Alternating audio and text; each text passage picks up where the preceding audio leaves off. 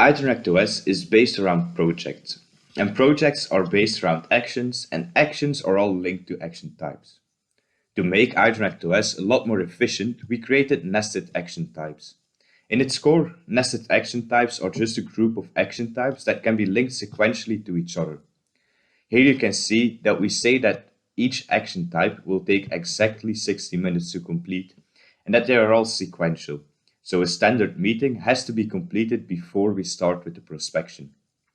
Let's see how we can use this great feature of IDRONECT OS.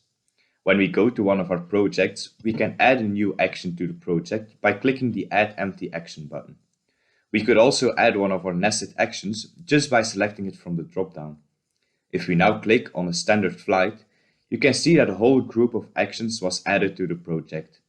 This allows for super fast project building, as you can see. All the actions are 1 hour apart from each other, as we previously determined in the action type library. Another way to use nested actions is if we go back to our projects overview and select standard flight from the quick project dropdown. A project based on this action type gets created now just like that.